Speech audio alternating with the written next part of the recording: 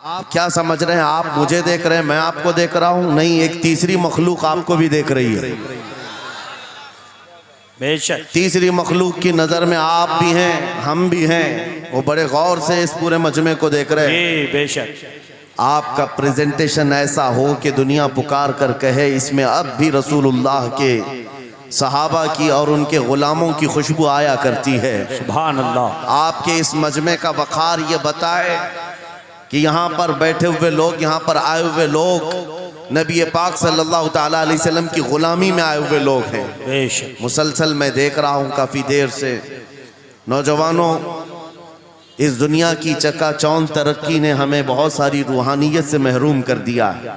बेशक हमारे ये पाकीज़ा मजालिस ये मोबाइल के नज़र हो गए, ये कैमरों के नज़र हो गए। हर आदमी सेल्फी लेना चाहता है, हर आदमी फ़ोटो लेना चाहता है, हर आदमी वीडियो लेना चाहता है। आप खुद यहाँ आए हैं तो मोबाइल को अपने पास रख लो, और अगर मोबाइल को ही सुनाना था तो किसी के हाथ में देकर भेज देते, आप घर बैठ जाते। ये मजमा मोबाइलों के लिए नहीं है, आपके लिए है। बेशक बेशक आपके लिए है। आपका जहन और दिमाग हाजिर रहे यहाँ पर, बेशक। ये सोच करके कि मेरे मुस्तफ़ा की बातें सुनाई जाएंगी, क्या बात। कुरान की आयातें कुरान की आयत पढ़ी जाएंगी, हदीस रसूल का जिक्र होगा। लेकिन इस तूफाने बलाखीज में आज हम देखते जा रहे हैं अदब हमसे निकलता चला गया। इसी को कहा था शायर ने, वो अंधेरा ही भला था कि कदम राह पे थे। क्या बात क्या बात। वो अंधेरा ही भला था कि कदम राह पे थे, रोशनी लाई है मंजिल से बहुत दूर हमें। ये तरक्कियों ने हमें बहुत दूर कर दिया है। मेरे अजीजों, यहाँ इंसानों से ज्यादा कैमरे घोड़ों की शक्ल में बैठे हुए हैं। ये सारी चीजें मैं महसूस कर रहा हूँ, सिर्फ इसलिए बोल रहा हूँ कि हमारे असलाफ के जो जलसे हुआ करते, हमारे बुजुर्गों के जो जलसे होते थे, उसके बारे में कभी आप मालूमात हासिल करें। वो कैसे जलसे हुआ करते, उलमा का अदब कैसा होता, मशाइख का अदब कैसा होता। बड़ों से पूछें तो पता चलेगा, उनके सरों पर अंडा भी रख दिया जाए तो हिलता नहीं। इस तरह से वो लोग मुतवज्जे होते, और आने वाला बावजू आता, अदब के साथ आता, और बोलने वाला भी इखलास के साथ बोलता।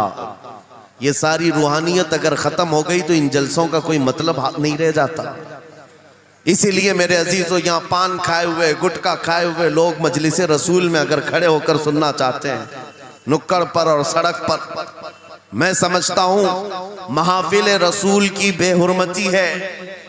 सैयदना शेख अब्दुल अजीज मुहद्दिस देहलवी के मुतालिक एक बात मुझे मिली थी। आप हुक्का नोशी फरमा रहे थे, और इसी असना में आपको कहीं से मीलाद के पढ़ने की आवाज आई। आप वो हुक्का फेंक दी और मजलिस मीलाद में चले गए, जाकर के बैठ गए, और मीलाद पाक में जो मद्दाह रसूल थे वो कसीदा ऐसा पढ़ते रहे कि शेख साहब मगन हो गए, मस्त हो गए, और वज्द तारी हुआ। इसी असना में आपकी आंख लग गई महफिल में आंख लगी, देखा रसूल पाक सल्लल्लाहु अलैहि वसल्लम तशरीफ लाए। सुभान अल्लाह। मजलिस मिलाद में हुजूर तशरीफ लाए, लेकिन शेख मुहद्दिस देहलवी कहते हैं रसूल पाक का चेहरा सुर्ख था, गजबनाक थे। मैंने अर्ज किया, सरकार आप तशरीफ लाए हैं इस महफिल पाक में, लेकिन चेहरे पर गजब के आसार हैं। आप सल्लल्लाहु अलैहि वसल्लम ने फरमाया मुहद्दिस देहलवी से कि अब्दुल अजीज तुझे शर्म नहीं आती, उसी हुक्के के मुंह से मेरी महफिल में आ गया। अल्लाहु अकबर। मेरे अजीजों, नबी पाक सल्लल्लाहु ताला अलैहि वसल्लम की महफिल पाक का अदब नहीं करोगे, वो इश्क रसूल कहाँ से आएगा? यहाँ से क्या बोला जा रहा है, क्या पहुँचाया जा रहा है, उसकी तरफ तवज्जो होना ज़रूरी है। इसीलिए मैं आज बरमला इजहार करता हूँ कि आज मुझे प्रोग्रामों वाला एक मुकर्रिर बनाकर लोग हर जगह घुमा रहे हैं ताज़िया की तरह। मैंने ये देखा है, और इनमें मेरा कोई इंटरेस्ट और शौक नहीं था इन जलसों का। मैं मस्जिद में खिताब करना ज़्यादा पसंद करता कि वहाँ पाकीज़ा माहौल होता है, अदब से लोग बैठते हैं और सब बावजू हुआ करते हैं, और दिल में बात उतरती भी है। लेकिन अगर बाहर भी हम महफिल कर रहे हैं तो मेरे अजीजों जिम्मेदारी आपकी है कि इसको भी मस्जिद जैसा माहौल बना दें। बेशक बेशक। रूहानियत इतनी आ जाए कि हम इन दुनियावी लग़वियात से फारिग होकर खालिस मेरे आका की मोहब्बत में तशरीफ रखें। बेशक। बस ये चंद जुमले शुरू में मुझे अर्ज करने थे, इस्लाह के लिए मुझे खड़ा किया गया है। और इन जलसों के तौर तरीकों को बदले मेरे उस्ताद गिरामी फरमाया करते, 3 रुकन होते हैं जलसे के, 3 रुकन होते हैं जलसे के। एक बोलने वाला मुकर्रिर, दूसरे इंतजाम करने वाली इंतजामिया, तीसरे ऑडियंस सुनने वाली पब्लिक। जलसे के ये 3 रुकन हैं और तीनों में अगर कहीं से इखलास खत्म हुआ ये जलसे का कोई असर नहीं होगा। अल्लाहु अकबर। आने वाले लोग भी मुखलिस हों, बोलने वाला आदमी भी मुखलिस हो, जलसा सजाने वाली इंतजामिया कमेटी भी मुखलिस हो, खालिसतन अल्लाह और उसके रसूल की रजा के लिए कर रहे हो, उन जलसों का बहुत असर हुआ करता है, बहुत असर हुआ करता है। लेकिन तीनों में भी आज देखा जा रहा है मेरे अजीजों, जलसा करने वाले इसलिए करने लग गए कि कंपटीशन करना है। उन्होंने इतना बड़ा किया, हम उससे बड़ा करेंगे। उन्होंने इस मुकर्रिर को बुलाया था, हम इस मुकर्रिर को बुलाएंगे। उन्होंने इतना खर्चा किया था, हम इतना चंदा करेंगे। आने वाली पब्लिक भी एंटरटेनमेंट के लिए आने लग गई कि हम देखते हैं इनके यहाँ कितने नारे लगते हैं, उनके यहाँ कितने नारे लगते हैं। बोलने वाला भी यही सोचने लग गया कि इनके ऊपर कितनी धौंस जमा सकता हूं, इन लोगों को कितना मैं अपनी तरफ अट्रैक्ट कर सकता हूं। अल्लाह शाहिद है, मैं इस चीज के लिए आपके सामने नहीं आया हूं। पूरे मजमे में आप भी खामोश बैठे रहे, नाज़िम इजलास भी और जिनके हाथ में माइक है ये भी, आप दिल में सुभान अल्लाह कहें और दिल में ही नारा लगाएं। मेरी बात मुकम्मल होने तक तवज्जो से सुनते रहें। ये खामोशी अब ये बता रही है कि ये चौक पर नहीं गुंबद खजरा की छांव में हो रही है। सुभान अल्लाह, सुभान अल्लाह। वरना होगा ये कि रास्ते पर शोर शराबा और सड़कों को जाम किया जाना लोगों की नजर में ये ऐब मालूम होता है। लेकिन इसी माहौल को हम बदल करके भी जा सकते हैं। यह हमारा शिवा है पूरी दुनिया में कि सिर्फ और सिर्फ रसूल पाक की गुलाम कौम ऐसी है जो 1 मिनट में पूरा सन्नाटा तारी कर सकती है। किसी ने एक साहब से पूछा था, वेल ट्रेन्ड फौज जो होती है, चाहे वो अमेरिका की हो कि रशिया की हो कि जापान की हो, चाइना की हो, उनसे पूछा गया कि अगर 10,000 फौज को सफों में खड़ा करना हो और उनको रेडी करना हो तो आपको कितना टाइम लगेगा? किसी के बारे में कहा कि अमेरिकी फौज के लिए हमें 4 घंटे लग जाएंगे, हम तरतीब दे देंगे। रशियन फौज के लिए 3 घंटे लग जाएंगे, चाइनीज और एक्टिव हैं, 2 घंटे में अपनी सफे तरतीब कर लेंगे। उस मुसलमान दानिश्वर ने कहा, अल्लाह का करोड़ों एहसान है, 1 लाख से ज्यादा का मजमा होता है हरम काबा में भी और हरम रसूल में भी। इमाम सिर्फ 1 मिनट में कहता है सफे दुरुस्त कर लो, किसी को डंडा मारने की जरूरत नहीं, सबकी सफे खुद दुरुस्त होती है। ये कौम है जो अपनी सफे खुद दुरुस्त करती है। मस्जिदों में, जुमा में, ईदगाह में जाकर कोई लकड़ी लेकर नहीं फिरता कि अपनी अपनी सफ़ें दुरुस्त कर लो। हर एक को इतना शऊर है कि अपनी सफ़ें कैसे दुरुस्त की जाती है। जब आपको अल्लाह ताला ने ये नेमत अता की है, मस्जिदों में सफ़ें दुरुस्त कर सकते हैं 1 मिनट के अंदर, ईदगाह में 1 मिनट में हमारी सब दुरुस्त हो सकती है। ऐ नौजवानों, दुनिया को ये बताओ, सिर्फ मस्जिद और ईदगाह नहीं, दुनिया के हर मैदान में हम अपनी सफ़ें दुरुस्त कर सकते हैं। सुभान अल्लाह। हर मैदान में हमारी सब दुरुस्त हो सकती है। ये अल्लाह की तरफ से दी हुई बहुत बड़ी नेमत है। बस अब मजमा जो खामोश है और मुतवज्जे है, अब मेरी बात को आगे मैं बढ़ाता हूँ, तवज्जो से सुने। कुरानी उलूम के मुताल्लिक आपके सामने चंद बातें रखूंगा, इसलिए कि मुझे कहा गया बड़ा पढ़ा लिखा मजमा है और मुसलमान के लिए पढ़ा लिखा होना बहुत लाजिम है, इसलिए कि जिहालत इस्लाम का अपोजिट है। जिहालत इस्लाम का अपोजिट है।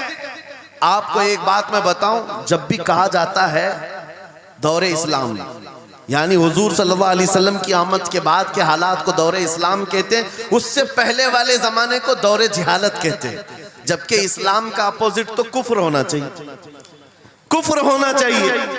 ये दौरे इस्लाम है और इससे पहले दौरे कुफ्र था। नहीं, दौरे इस्लाम से पहले वाले दौर को दौरे जिहालत कहते हैं, इसलिए कि बताना है इस्लाम और जिहालत दो अपोजिट चीजें हैं, दो अपोजिट चीजें हैं। जाहिल हो और मुसलमान हो उसे ज़ेब नहीं देता।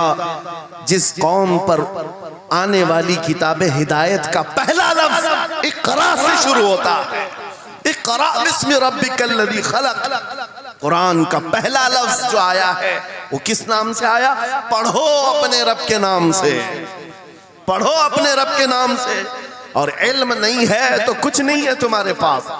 इमाम गजाली तो फरमाते अन्नासु कुल्लुहुम मौता इल्लल उलमा, ये सारे इंसान मुर्दा हैं, जिंदा अगर कोई है तो इल्म वाला है, इल्म वाला जिंदा है। और जिहालत की तारीकियों में भटकने वाले की मिसाल ऐसी ही है जैसे अंधेरी कोठरी में बैठा हुआ है, कहीं रोशनी का आने का इंतजाम नहीं, उसके सामने हलवा रखो कि गोबर रखो, दोनों बराबर है।